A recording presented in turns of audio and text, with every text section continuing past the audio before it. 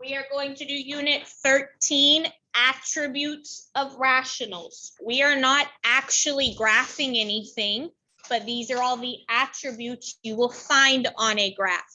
If you are going to college algebra or pre-cal next year, you better keep this page of notes because you're going to need it, okay? So we are going to write how we're going to do them.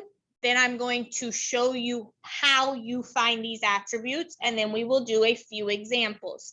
If you have a colored pen or a marker, you might want it just so we can make kind of like titles bigger than regular pencil, okay? All right, so your quiz is on Friday. This is the last graded assignment, and then over the weekend, I will get the exemption list ready, and I will have it done Monday morning, okay?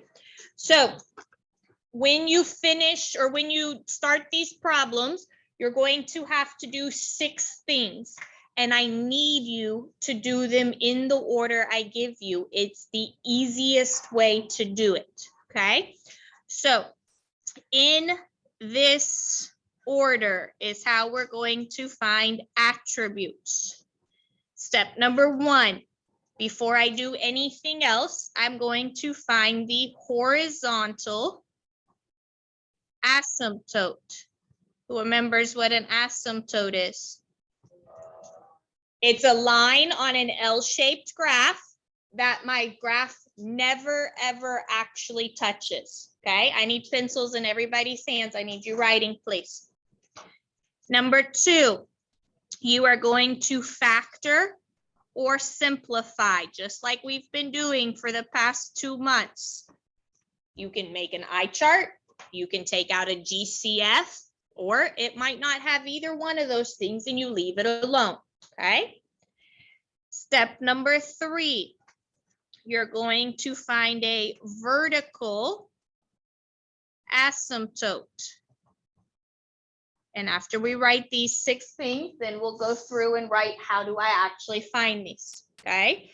A vertical asymptote. Number 4, we're going to find holes. There are going to be holes in our graph. Like our graph's going to go, go, go, and then it's going to jump, and then it's going to keep going, okay? Number 5, we're going to find intercepts, like x-intercepts and y-intercepts. And then the last thing we're going to find, number 6, is the domain. Out of all 6 of these, the only step that has math is step number 2. So there's really not that much work to be done. It's just understanding where do I get this stuff from, okay? So take nice, neat notes about how do I find these things. So in the next section, we're going to take these 6 steps and we're going to discuss how we find them, okay? So number 1 is the horizontal asymptote. When I find a horizontal asymptote, I am looking at exponents. That's going to be really important in a minute. Exponents, okay? So we are talking about 3 different scenarios, and the only way to understand these is to memorize them. So scenario number 1, if I have a big exponent over small exponent, like x cubed over x squared. Cubed is bigger than squared, okay? So if I have a big exponent over small exponent, then I have none. I have no horizontal asymptote. So you can kind of think of it like big over small, big squishes, like it just goes away, squishes the little number underneath, it all goes away, okay? The next scenario is small over big. If it's small over big, then my horizontal asymptote is y equals 0. And the last thing is what if my exponents are the same, like x squared over x squared? We have what is called a coefficient ratio. What's a coefficient? Where's the coefficient found? The number in front of my letter. And what's a ratio? Ratio is just a fancy word for fraction. Okay, so it's going to be a fraction with your coefficients. Okay, I know it doesn't make sense. We'll do a problem in just a minute. Okay, step number 2. Well, we don't need any notes about step number 2. What is step number 2?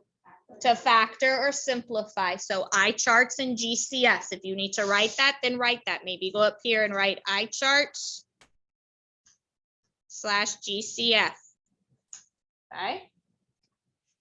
All right, step number 3. So step number 3 is my vertical asymptote. A vertical asymptote has to happen after factoring. You can't do it before. I promise you will get wrong answers. So a vertical asymptote has to happen after factoring. Where does a vertical asymptote come from? All it is your denominator. So we're going to set denominator equal to 0 and solve.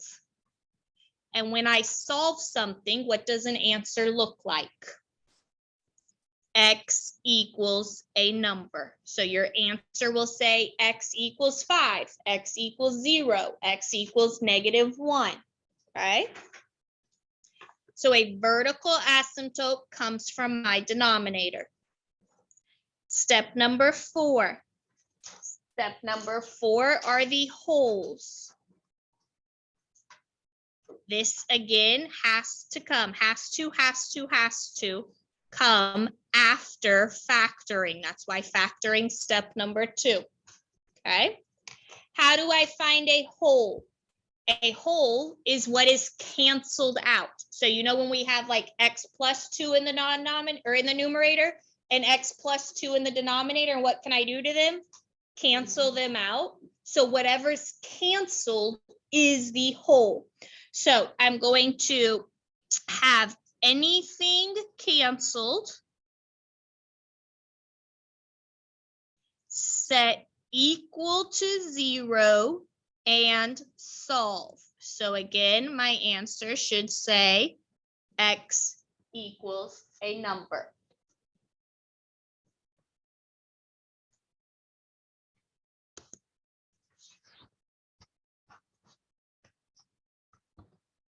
So far, all we've done is look at the denominator. Vertical asymptotes come from the denominator. Your wholes come from what's canceled. So normally in the numerator and denominator. Number 5 is the trickiest one. Not hard, tricky. Okay. Number 5 is your intercepts. We have 2 different types of intercepts.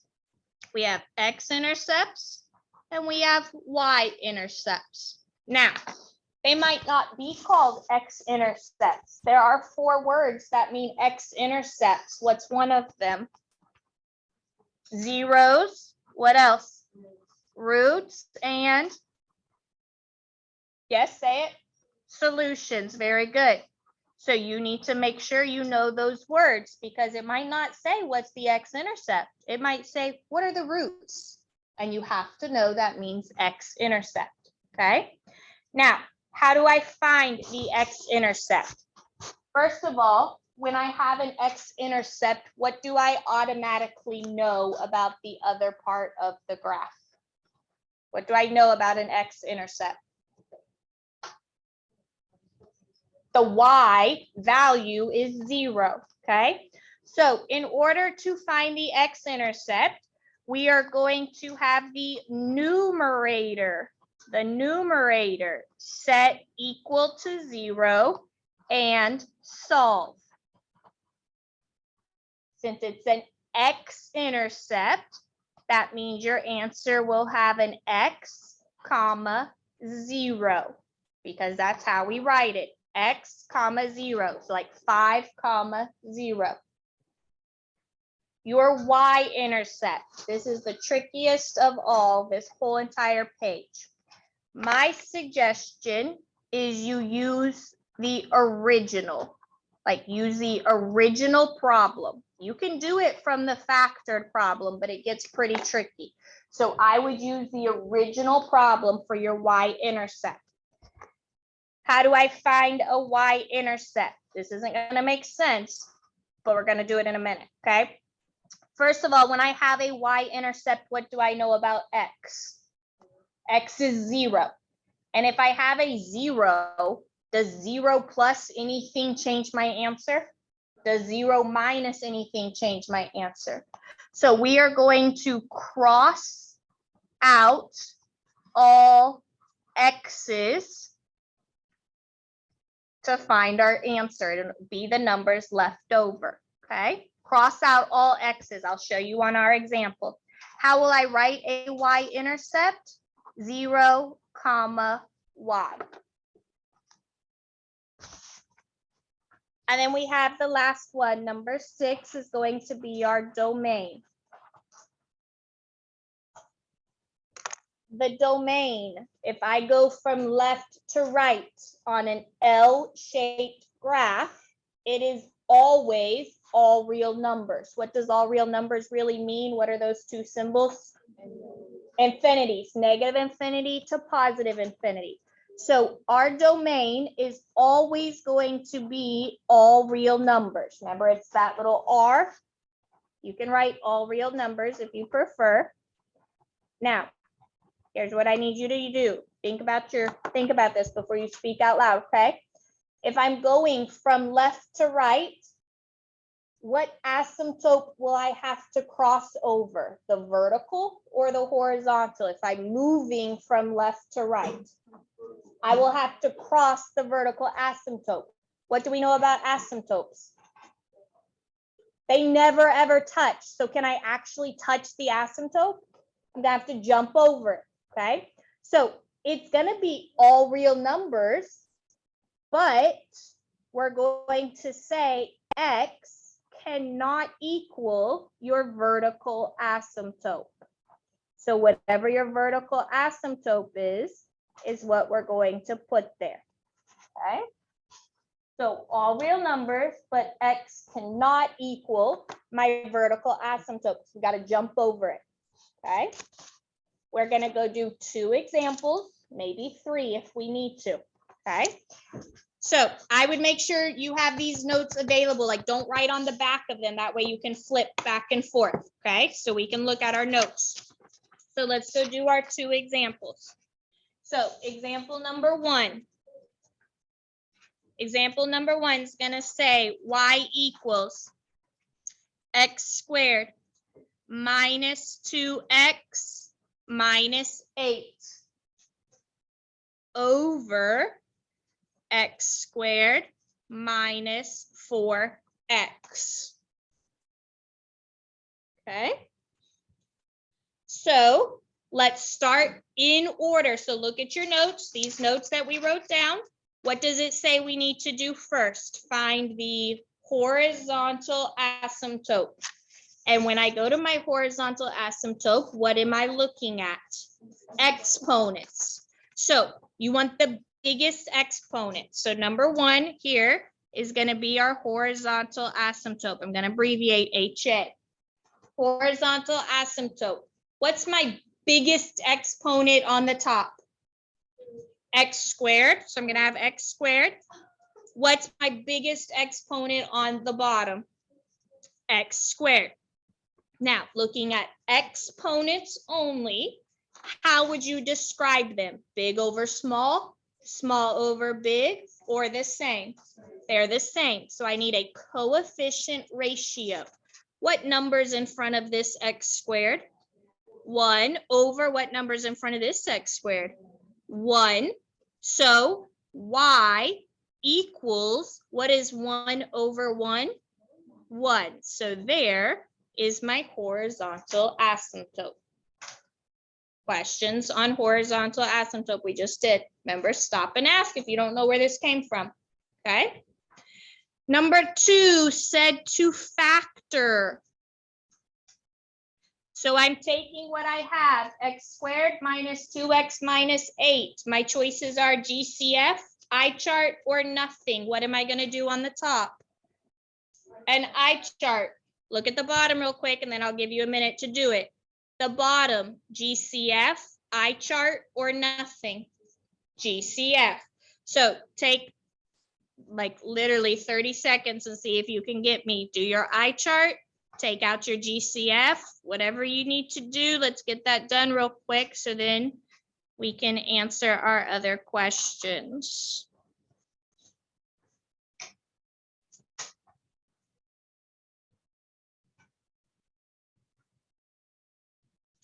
Can you make an eye chart? Go to the side and make your eye chart.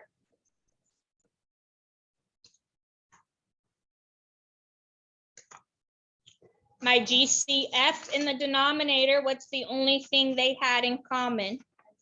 An X is what they had in common. That's what I took out. Now, in this factored form, what do I notice can happen? My X minus 4s can cross out. So what is my final factored form going to say?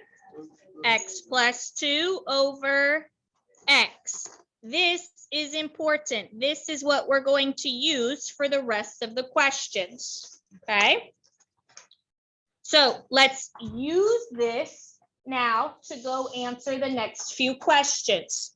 So step number 3, look at your notes. What's the third thing I need to find?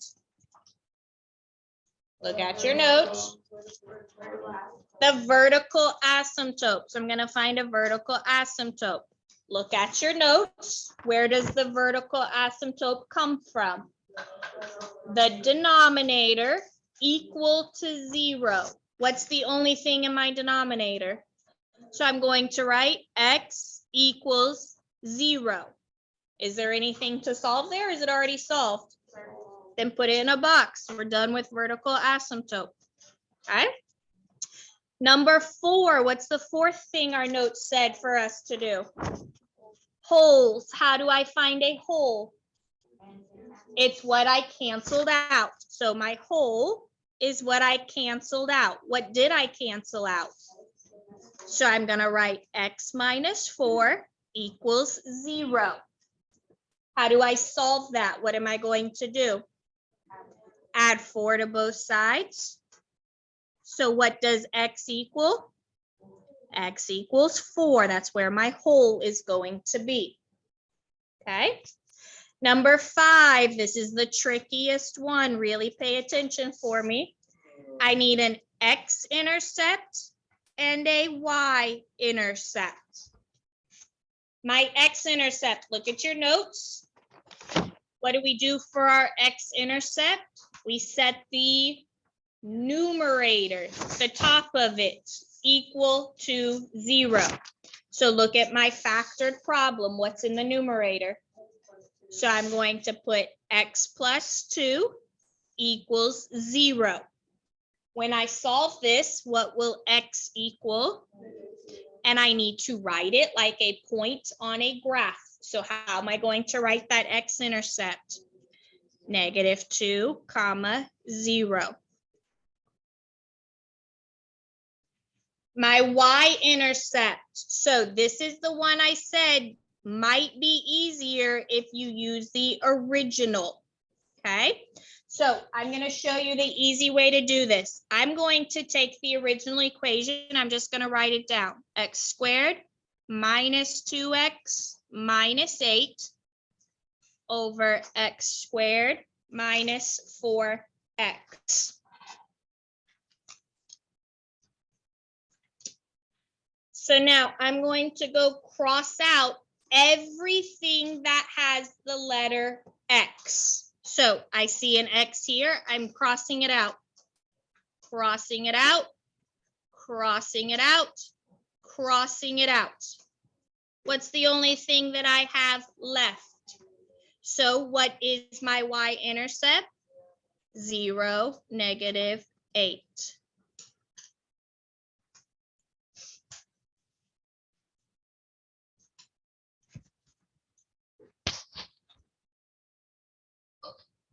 It's not going to be right.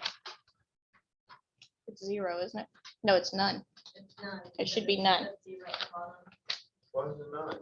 We're going to come back to this because the way that this is not going to work every time. Well, because the asymptote is 0, we wouldn't undefined, it doesn't exist. It's for 0. y-intercept. Yeah, it's 0 because there's nothing in the Vertical denominator. asymptote is the y-axis. We're going to skip this from right now, and I'm going to think about how to teach it better tomorrow. So today only, we're skipping y-intercept on everything we do. We'll learn about it tomorrow because I got to find an easier way to teach that. If you mark out the bottom, It's going to be or nothing. if your asymptote is Yeah, but the way that the other teachers are teaching it, it's not going to work that way either. So, all right, here we go. So today we're just going to skip this. Today only. I'm going to figure an easier way out because there's a bunch of rules that happen with that. So today only, we're going to skip that, okay? Yikes is right. Number 6, the last part is the domain. What did we say the domain always is? All real numbers. So we're going to write our all real numbers, but x cannot equal my vertical asymptote. What was my vertical asymptote? Go back up. What was my vertical asymptote? So x cannot equal 0 will be my domain.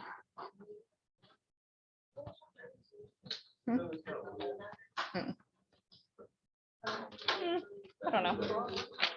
Technically, yes, but I don't know what they're going to put on the other stuff. So I have to ask the other ones.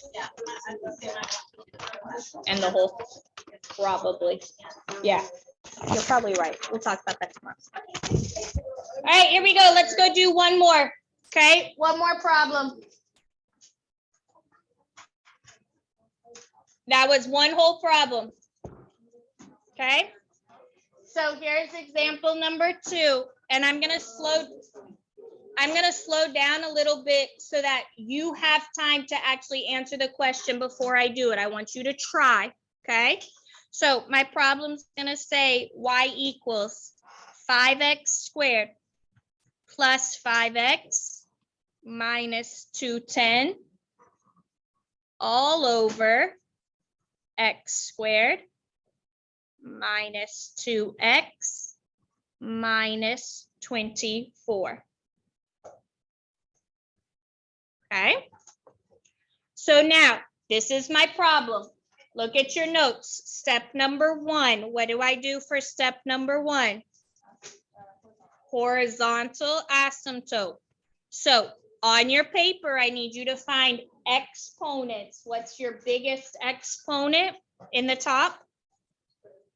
5x squared.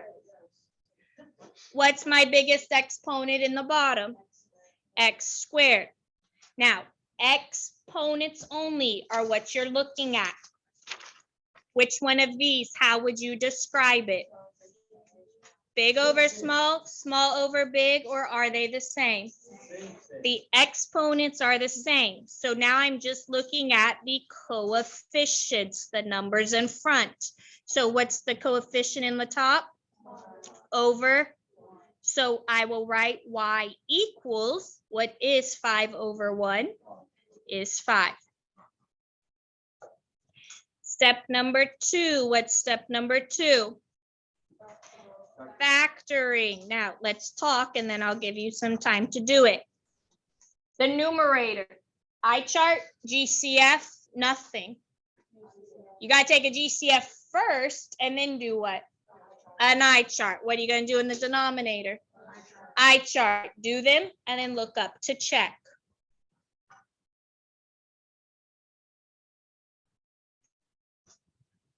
You need help? Raise your hand. Somebody can come help you.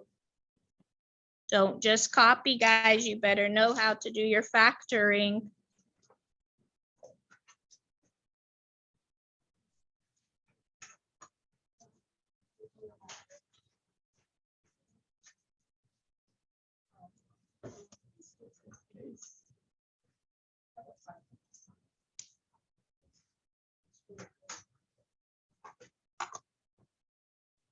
When you're done factoring, look up and check your answer.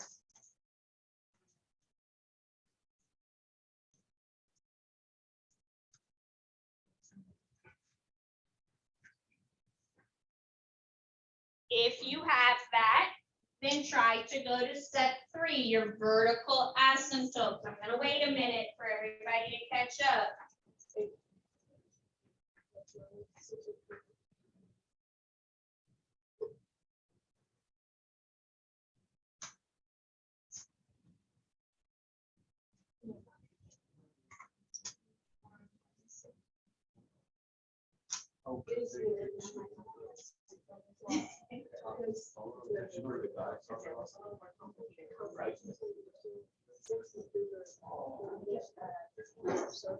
But it's negative. Okay. That's what I was saying. So, It's okay. You're sending your both things. Minus 6. Oh, because 6 minus 4. No, I was saying 4 minus 6. Yes. Sorry. Like, what the heck? All right, so we should just about have our factors done. And I noticed I could cross out x minus 6. Does anybody have questions about how I got to this factored form? Okay, this is what I'm going to use for most of my next steps. Step number 3, what am I finding next? A vertical asymptote. Y'all, where does vertical asymptote come from? The denominator. So everybody on your paper, set your denominator equal to 0 and solve. And then look up to see if we have the same thing.